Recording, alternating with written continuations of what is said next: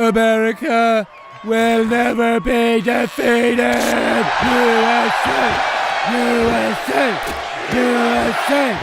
USA! Anti-woke cartoons. One of the most god-awful genres of animation. Somehow even worse than Pixar ripoffs and crappy Christian cartoons combined. Even the term anti-woke sends a shiver of cringe down my spine. It's okay. Billy is an emotional support dog. And non-binary. Oh, okay then. From raging grandmas who despise the libs, to showrunners that glaze Elon Musk so hard that it would make a Krispy Kreme jealous, we're going to jump into the excruciating world of anti-woke cartoons and answer the burning question, why do they always suck so much? They're eating the dog!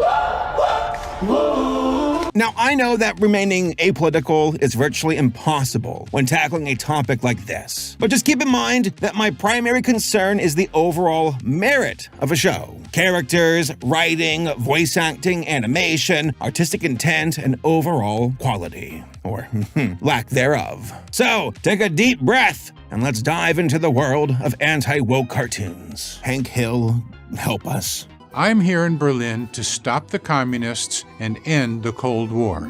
Oh man, all this talk about communists is making me hungry. But before we start, I want to give a shout out to this video sponsor, Ground News, an awesome news aggregate for your convenience. They're an independent app and website that's basically the antidote to the echo chambers of big tech. You know, the one that keep us stuck in. Just take Meta ending its fact-checking program, for example. Instead of feeding you the same one-sided takes, Ground News compiles thousands of news sources every day, organizes them by story, and ranks outlets based on political bias, whether they're independently owned or corporate funded, and even how reliable the reporting is. Then you can compare coverage and understand why right-leaning Center Square sees this move as some return to free speech, while CNN warns it's actually a free pass for disinformation. And their nifty features don't stop there. Ever stumble upon a crazy story and think, why is no one else talking about this? Or worse, you find out about it through a meme. That's where Ground News' blind spot feed comes in.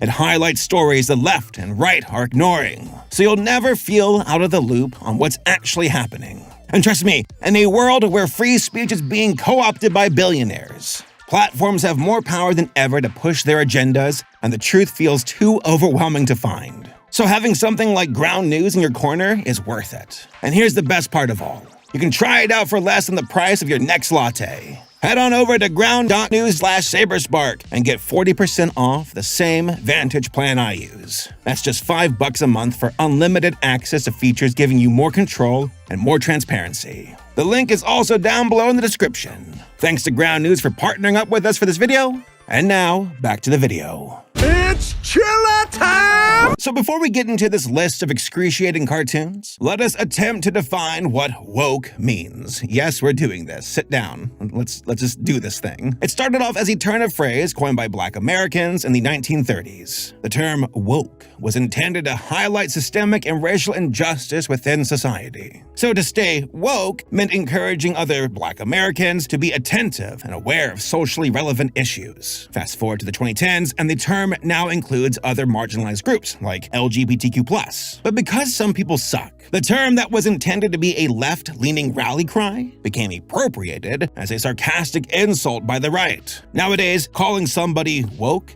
is more about online name-calling and looking for gotcha moments by claiming performative activism to divide the right from the left. You're living in the worst timeline, folks. Then, in the late 2010s and early 2020s, the term anti-woke started to emerge on social media. Now, nobody can really agree on a strict definition for it, but some see it as a way of declaring that they're not bending the knee to the libs, while others see it as a way of subconsciously admitting that they're a bigot. So, what is the criteria of an anti-woke cartoon? Like, does South Park count as anti-woke with how often it dunks on left-leaning politics and social issues? No, it's not. The defining factor, in my opinion, boils down to intent. South Park dunks on everyone and remains pretty moderate for the most part. I mean, hell, they even apologized to like Al Gore about climate change, so anti-woke cartoons, however, not so much. Personally, I see the term anti-woke being used as a marketing strategy for grifters, people who lack any genuine morals or values and pander to gullible buyers in order to give them a false sense of superiority. Picture of like Count Dooku in the Star Wars book, you know the one. These cartoons are clearly entrenched in right-leaning politics and are about as subtle as a hurricane. There's no nuance, there's nothing clever, just dunking on the libs. Now, that's not to say you can't take other political ideologies to task, but at least back it up with a modicum of effort. Instead, the majority of these cartoons don't have an ounce of respect for the intelligence of their audience. Every argument and point they touch on is spoon-fed and blunt to the point of being insulting. It's purely reactionary, based on farming as much outrage as it can get from an audience. You see? I'm the Chad, I'm the Nordic gamer, and you're the virgin with the weak chin. Now buy my crypto coin. That is totally not a rug pull scam. Yeah, I'm already waiting for Norm coin or something, but hey, could be worse. Like, could you imagine, let's say, like the president launching a crypto scam? Like that would ever happen. What is reality anymore? So when it comes to shows like American Dad or King of the Hill or hell, even the Flintstones, sure, these main characters can seem conservative coded, but it's not in a way to exclusively bolster right-leaning ideologies in the same vein as The New Norm or Mr. Bircham. There is a big difference, because while one approach has staying power, the other is doomed to be forgotten about in a week because there's no substance. One is satirical and even-keeled, while the other is just an axe to grind. Oh, by the way, get ready for a lot of King of the Hill references in this video.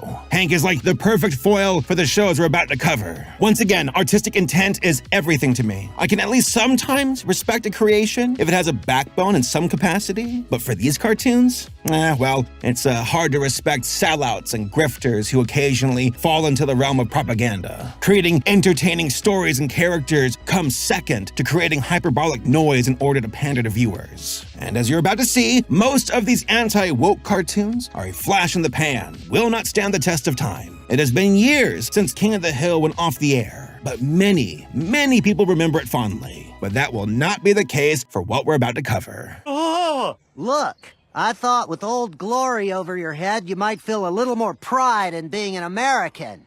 My shingles! All right, let's begin with a show, quote-unquote, called The New Norm. Not to be confused with Norm of the North. Can't believe I'm saying this, but one is objectively superior to the other.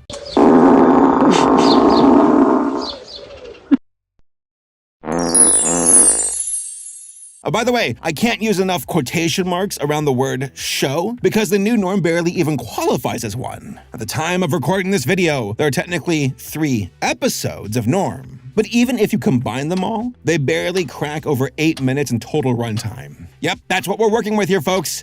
Also, they use AI-generated theme songs. The new norm ain't the same as the old norm. The New Norm made its splash on X back in June of 2024. It was bad, it was cringe, it was overtly anti-woke, and for some individuals, it left them on the edge of their seats. According to the bio on Norm's Twitter account, it says, quote, "Fight the woke mind virus with laughter, the first animated sitcom on X." Now, many people thought this was ironic at first, but no, Norm is full-on MAGA and simping hardcore for Elon Musk. They so badly want to be noticed by Elon. Senpai, please, watch our show, we love you. They're so shameless that they even try to make it seem like Elon made a personal appearance in an episode when, in actuality, it is a special appearance by an animated Elon Musk. Oh wow, it's like he's really here. Thank God for Elon Musk and his shitpost memes. X is the home for free speech. Now, he's too busy having somebody play Path of Exile for him. The New Norm is a bastardized parody of All in the Family, one of the greatest sitcoms of all time. In that show, we follow the main character of Archie Bunker, a cantankerous hard-ass who complains about everything he doesn't understand. Kids these days, the world is going to hell, stuff like that. A lot of his views are rooted in his own bigotry, both on a subconscious and cultural level. However, he demonstrates the ability to grow. That's why the show was so good and nuanced. Despite being loud about his prejudice, Archie would come face to face with moments of inner conflict. The core argument of the show was Archie's family loved him in spite of his weird hang-ups. The joke is that Archie is a bigot because he's an idiot and a product of his time. And most of the comedy came from his family calling him out routinely for being so out of touch. He's an anti-hero character, and people who interpreted his comedy literally flat out did not understand that they were the real butt of the joke. I think that, if God had meant us to be together, he'd have put us together. Well, look what he's done. He put you over in Africa, he put the rest of us in all the white countries. Norm represents all of the prejudice of Archie Bunker, but with none of the introspection of his character, aka nothing that makes him interesting. It's your fault I got house arrest. You're the one who threatened the school board. I gently suggested Yelled. they stop brainwashing my daughter that girls aren't girls and men aren't men. The first episode involves Norm lamenting over his beer-changing packaging. No, it's gay now. Complaining about trans people. And then his friend yelling at a super liberal non-binary character about trans people. Again, nothing is truly being discussed or challenged. We're only here to complain. I just want normals beer. Then Elon Musk shows up at the end and they glaze up X as the home of free speech. Yes, the website that is owned by a multi-billionaire with obvious political and financial motives that removes your blue check mark if you piss him off. It's 100% fair. And is doing this out of the goodness of his heart. Also, folks who are interested, I have a bridge for sale down in the description. Click the link. It's at givememoney.org. I don't understand. You're black. Did that just Black Whisper? The second episode of Norm is about the election and how both respective sides are boarding rocket ships. I hate this show. In case their candidate loses. Immediately, I started suspecting the use of AI for generating the designs of the background characters. You got like this Peter Griffin-looking character, another guy who looks like he's from The Simpsons, and then I have no idea what's going on with this guy's face. Now, it's possible it's not AI, because not everything that is bad is automatically AI. But if a certain group of creators were to use AI, yeah, it would be them. I mean, they have used it before with like Elon Musk, like rizzing up AOC. I can't believe I said that sentence. God, I hate everything. In this episode, Trump and Elon show up and get shot at by Hillary Clinton. And then Putin blows up. And then Elon and Trump are partying in space with a Dogecoin dog. By the way, all of this happens over the course of 2.5 minutes. Your side eats dogs and cats. Our guy just sings about it. They're eating the dog.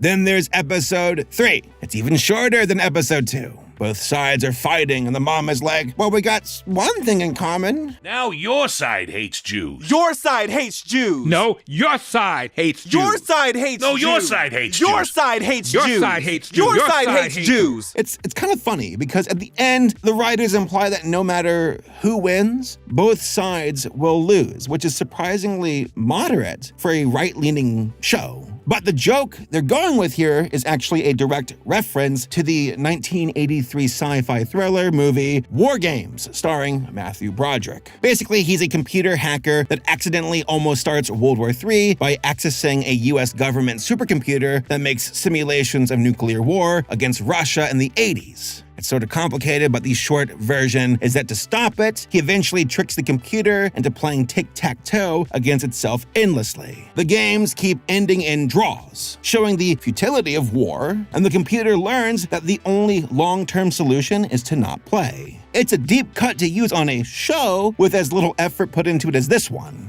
Like, I was hoping that maybe, just maybe, that the new norm was playing us for fools and was about to catch us off guard by denouncing politicians and the rise of the working class. That regardless of political party affiliation, that we're all being suckered. But no, it goes into a shameless beer cozy commercial self-plug.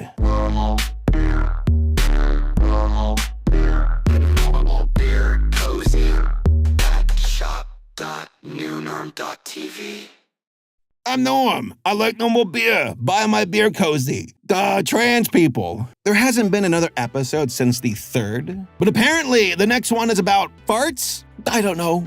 I don't know. But the account's rhetoric has remained firmly in the MAGA Elon dick writing camp, so they can sling their own merch and pander to buyers. Moana 2? It gets a not woke of approval from Norm. Ooh, Disney's back, baby. Thanks, Norm. I really appreciate your Disney review. Overall, Norm is a shameless bastardization of Archie Bunker and only cares about its grift. Their quality is awful, they have no true values, and they only want to sling gay beer cozies and affiliate links for their pillows. Yeah, you call that a pillow, Norm? Well, this is a pillow. Oh, this is beautiful. Next, we got Mr. Bertram. Now, I talked about this one on the channel before, which is the case for a few more cartoons on this list. But I got something new to mention for this time around. For those who don't know, Mr. Bertram is an adult animated conservative family sitcom. I'd imagine it was pitched as anti-woke Family Guy. Come on, honey. Men are like bears. You have to let the bear hunt for his food, or he'll forget how to hunt.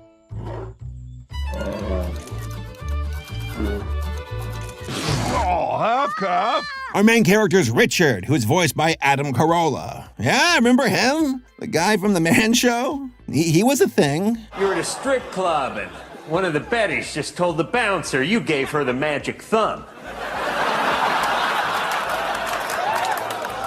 Adam is also one of the show creators and has been sitting on the idea of Mr. Bertram for a while now. Hell, the pilot was unearthed not too long ago. And here's the part that really sucks. It's not that bad. It is leagues better than the actual show and the other hot garbage that is bankrolled and streamed exclusively by Daily Wire Plus. You know, honestly, thank God they were paywalled because any decent network wouldn't touch these shows with a 10-foot pole. I take that as a grim reminder of things to come. We got the hot wife, the loser's son, the snappy daughter who is like this little reaffirming companion for Bertram who also hates the libs. And then we got Bertram, a cantankerous woodshop teacher who is in a constant state of, kids these days, I hate the government, I hate technology, I'm angry at everything. The grumpy dad character archetype is nothing new. And it can work when said character is thrown into a situation where they have to have some kind of arc in order to roll with the punches. Take Hank Hill, for example. Here it comes, folks. He's about to show up a lot more. There was an episode where Bobby got into growing flowers, like specifically a rose, something Hank looks down upon. But eventually, Hank gets caught up in the competition, because competition is masculine. Along the way, he kind of dismisses Bobby, but realizes how this isn't right. That despite his boy being a little imperfect, aka wabi-sabi, that Bobby is his son, and he unconditionally loves him. I was thinking about it, and my singing didn't really help the roses. My voice just isn't that good. But check this out. Son. Yeah, Dad? You've got a lot of wabi-sabi. Wow, a well-defined character with an arc that isn't simply just glazing up viewers? What a concept! What about Bertram, though? Turn this crap off and come upstairs and eat like a normal human bear. Bing! Can't. I'm crushing this camper during a little PvP.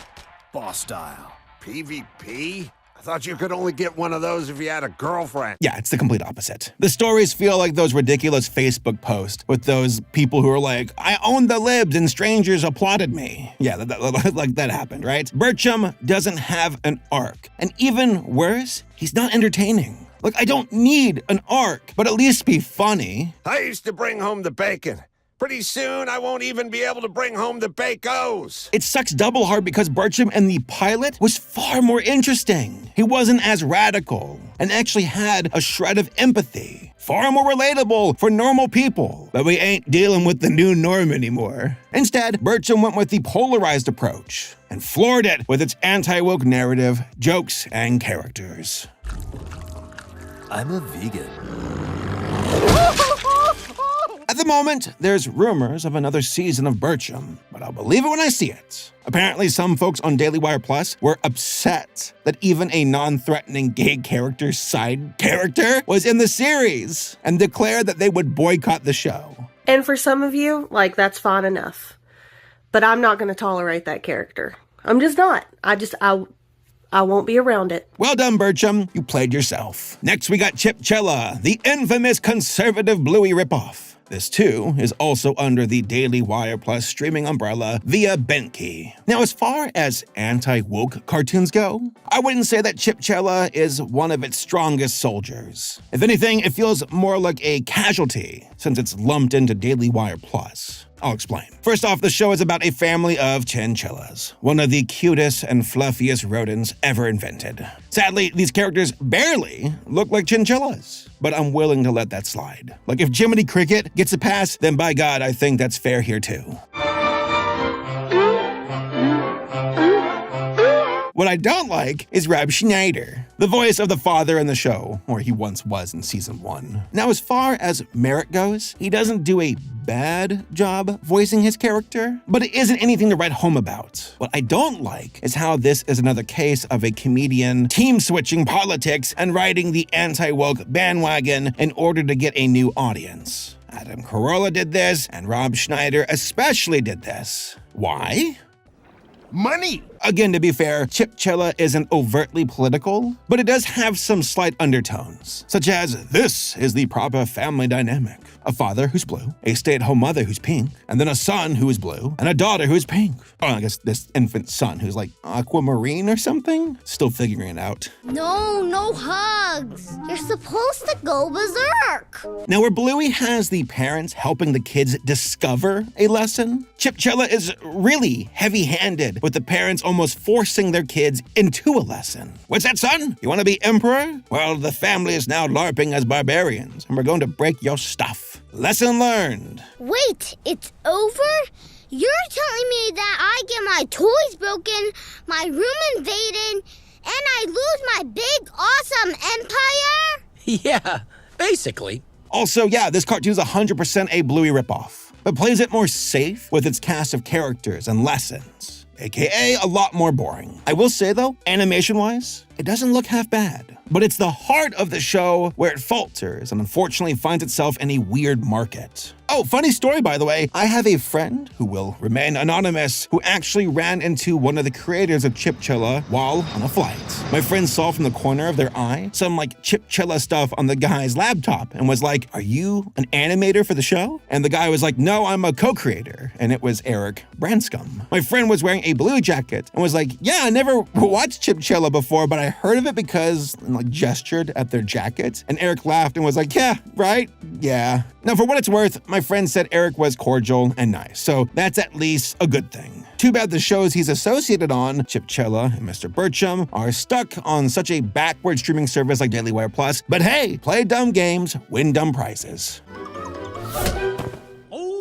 Right to the head. Other shows on Daily Wire Plus include Kid Explorer, which is like this variety show of other kid shows such as Biz Kid and Kid History. Yes, as a child, I yearned to learn more about the second president of the United States, John Adams, who was so pissed off that he lost to Jefferson that he did not show up to his inauguration. Reminds me of somebody. But I'll tell you this though, some kid bumbling about John Adams would compete with Fortnite and Roblox. I know it will do the numbers. Before that, he was the vice president to George Washington. Then there's A Wonderful Day with Mabel McClay. Taste cold stew, villainous vacuum. You are vanquished. I, the vacuum cleaner, have been defeated. Next, we got Prager. Ew! Yes, unfortunately, there are full-fledged anti-woke cartoons from this hyper-conservative organization, which, fun fact, is not even a real academic institution. So yeah, take what they say with a grain of salt. I want mommy, I want milk, I want to be held, I want to be comforted. And if you do not do all these things immediately, I will ruin your life. First, we got Leo and Layla. Now, I've covered this before on my channel, and this cartoon is downright insulting. You have the titular Leo and Layla, two siblings who share the common trait of having no soul. Episodes usually start with some kind of problem, and then they go, "Hey, I bet historical figure could help us. Oh no, I need to learn about financial responsibility. I guess we should get lectured by Adam Smith." And by the way, quite a few of these cartoons feature Adam Smith, which checks out because he's the father of capitalism. So, greed is good. No, Leo. Self-interest is different from being selfish or greedy. It means doing what is best for yourself will lead to rewards for everyone. But what about Columbus? Feels kind of weird during Columbus Day. Let's go talk to him. Thank God he's so relieved that slavery is abolished, even though he was a slave trader. I'm sure he was just a victim of circumstance and did not cut off the hands of slaves as a punitive measure. What about President Grant? Ah, yes, I must learn to be a grateful victor. The general who essentially won the Civil War tells us about his empathy and clemency towards the Confederacy. I knew how I would want to be treated in defeat. I wouldn't want to be gloated over or humiliated. I knew I had to lead by example if I wanted my men to behave the same way. The Southerners were still our countrymen, and it was important to be respectful in our victory. Excellent. That's actually historically accurate. Now, do we hold those same standards to modern presidents about being, gracious victors and not bragging?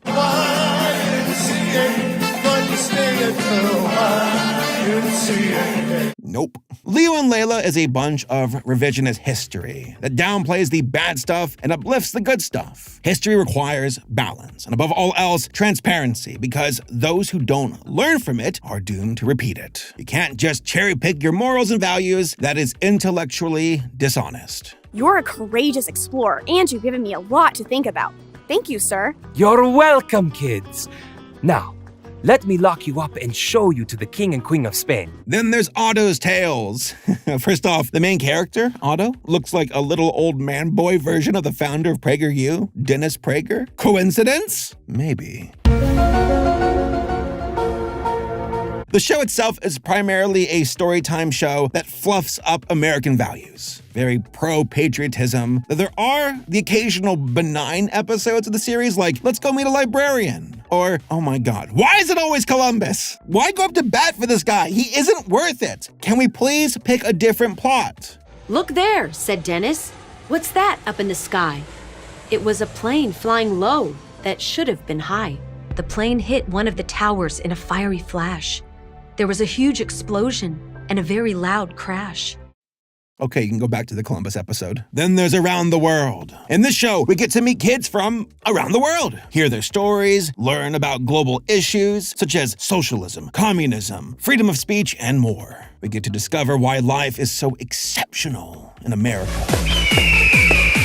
compared to other countries. Just don't hope that you need an ambulance ride or it might bankrupt you. Honestly, Around the World just oversimplifies global issues to try and prop up the United States as a utopia. For example, in the Canada episode, it attempts to frame Canada and Canadians as just stubbornly using the inferior universal healthcare system, when the US has all the advanced medical specialists, but conveniently sidesteps that every example that it lists can be said 10 times over for privatized healthcare, and notably ignores medical tourism, where US citizens travel to Canada, Turkey, Mexico, and other parts of the world for substantially more affordable medical procedures. It's disingenuous, arrogant, and purposely misinformed to paint the US as superior in terms of medical achievement and accessibility. Like, don't get me wrong, there's a lot I genuinely love about America. We have incredible food and amazing national parks. But to bolster the healthcare system as utopian? Whew, that's a bold-faced lie. And while Alain still believes there are some good things about Canada's universal healthcare system, he's proud of Marcel for doing the research and making a tough decision. Then we have one of the most interesting candidates on the anti-woke cartoon roster, the Tuttle Twins. Why? Because it was one of the few shows on this list that was able to demonstrate competency. I'll explain. The show is based on the book series of the same name by Connor Boyack. The cartoon adaptation popped up in 2021 via crowdfunding led by Daniel Harmon, raising nearly $5 million for the series. The premise of the show is about Ethan and Emily Tuttle, two kids who have a time machine. Oh, wait a second. Leo and Layla, is that you? Huh, nice try. If I had a nickel and something Dr. Doofenshmirtz, 2 nickels. The Tuttle Twins is arguably the most dynamic of the anti-woke shows, as it skates the fine line of genuinely educational alongside black and white strawman arguments that entirely weighs the scale in their favor. It honestly makes some of the series genuinely enjoyable from an educational perspective. But then there's episodes where it's like, Bitcoin is better, or equal pay sucks, with just transparently shallow discussion on it. It comes off as very intellectually dishonest, especially from a show that does does dive into many of the nuances of financial situations. Like its explanation about inflation for children was very well written, honestly. Bitcoin, though? When money is controlled, money is corrupted. When money is controlled, money is corrupted. When money is controlled, money is corrupted. When money is controlled, money is corrupted. You also got this grandma character who absolutely despises communism, which, hey, we can work with that in some capacity, but it all kind of backfires when she becomes an evil dictator, which, irony? Ignore that. Just ignore it. I thought, what if someone smart and capable could run things instead? Funny animal sidekick. I feel like this series took inspiration from Gravity Falls. Not a carbon copy by any means, but just aping off the same energy. Same energy as in like the dialogue and jokes. There were even moments where I laughed at some of the jokes, which really surprised me. Twins, this old man is Frederick Douglass, the best-selling author, the world-famous speaker, and he's an advisor to President Lincoln. Was an advisor. Oh, right. Couldn't you have advised him to duck? But here's the thing. These were apolitical moments. Just characters being characters and actually having chemistry. But then the show is like way down with, oh my God, he's back. It's Adam Smith. Why is it always Adam Smith or Columbus? Because I've had enough of this dude. He's kind of right out of the frame. Well, okay. I'm getting sick of this guy. The show is very patriotic, very pro-capitalism with a capital P for pro, and very anti-anything that isn't America. Again, there are moments in episodes that fall into the realm of being entertaining and educational. Like there's an episode about George Washington warning the kids about tribalism. And I'm like, hey, yeah, that's a good lesson. So how do we stop tribalism? Well, as hard as it seems, seek truth over teams. Don't pledge loyalty to political parties or groups, but focus on what is right. Also, you could make a cartoon about it and stream it on a platform that values good ideas. But then you get a thumbnail with an episode that includes Frederick Douglass, and then use the caption, overcoming victim mentality, which, I don't know. I think that's a really poor choice of words for Frederick Douglass. I think that doesn't make sense. Are you implying that he has a victim mentality? Because this has to be my mildest hot take, but I feel like the guy who was once a slave can definitely be upset that he was enslaved. Overall, the Tuttle Twins has solid animation, witty dialogue, and actual effort. So this show is probably the highest quality on the list so far. But that's not saying too much. When your competition is Leo and Layla, it's pretty easy to look good by comparison. Sometimes it's okay to civilly disobey. Boo! Leave the politics out of this! All right, let's talk about This Just In. An early 2000s political commentary, but with a twist. It's from a conservative point of view. For what it's worth, there are plenty of shows that exist just to dunk on Republicans. Our cartoon president, Little Bush. Yeah, remember that one? Somehow simpler times in hindsight, right? We did it, gang! We got to Iraq! Where should we start looking for a gift for your dad? Right here, Baghdad. It's got Dad right in it.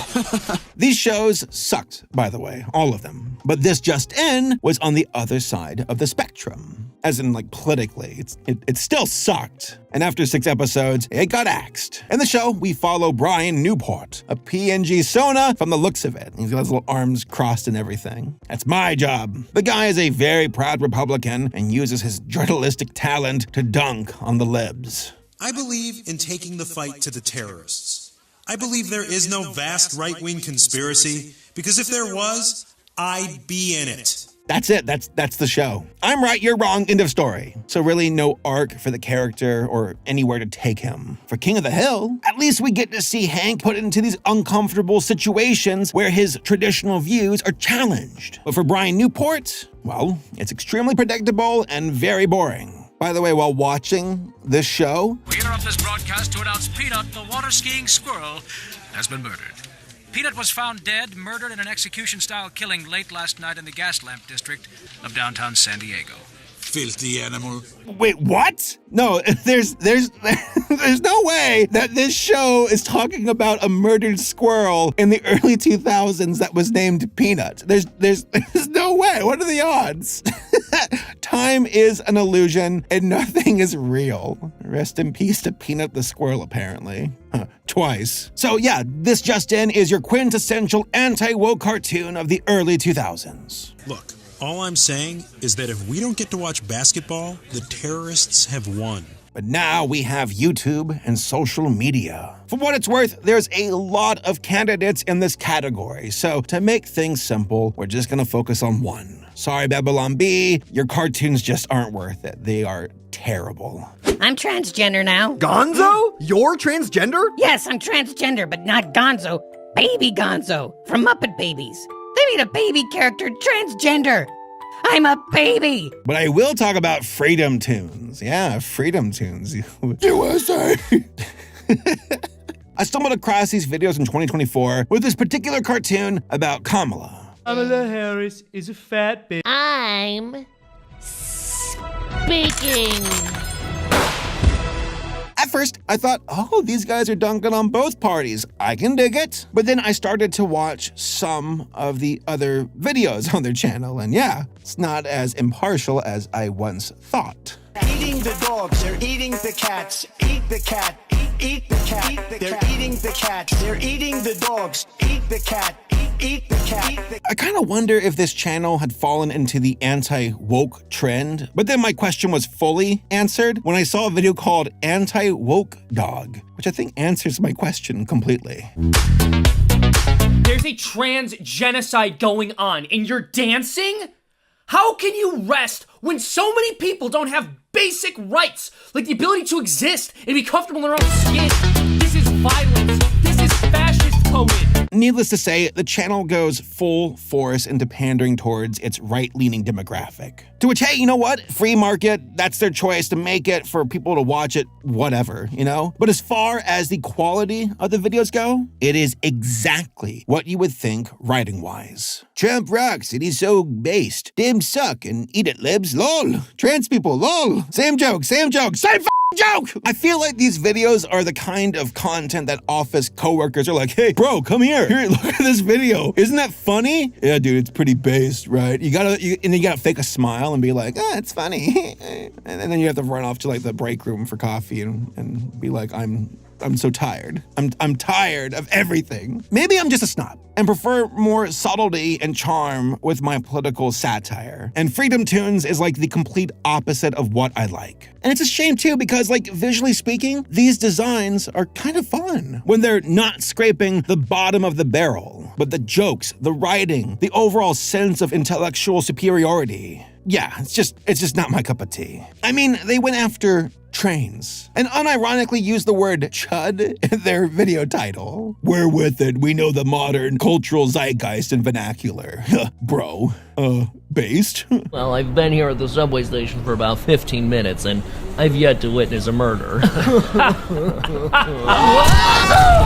Yeah, what can I say? You know, do I need to say the quiet part out loud? They know exactly what they're doing. They know exactly what they're implying. And it's pretty despicable. Also, they're promoting a Catholic praying app as a sponsor in their video. This is a thing? How is this not insulting? Like, I'm pretty sure you can get a free Bible from a church. You don't have to download an app. Once more, time is an illusion, and I don't know what's real anymore. We can make public transit infinitely more desirable to people if we come together as a community and make private transit worse. Now, for the sake of being fair, or at least making an attempt to, let's flip things over to the other side. Are there woke cartoons? Again, the definition is so nebulous right now that it's hard to say. Though I'm sure some viewers are like, Disney, dude? Huh? Yeah, no, no. Granted, Disney films are passive progressive, and they try to pander to both sides without actually taking a stance or having a backbone, but they're not the political rallying cry that people think they are. Most of the outrage is hyperbolic at best, and if they're guilty of anything, it is once again being spineless.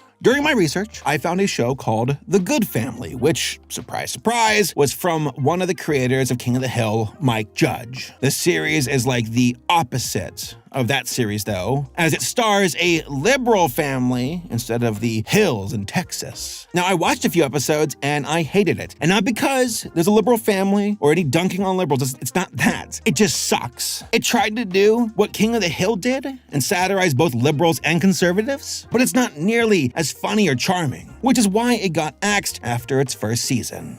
Well, yes. See, Ubuntu is African American. He's an American now, but he's from South Africa. He isn't black.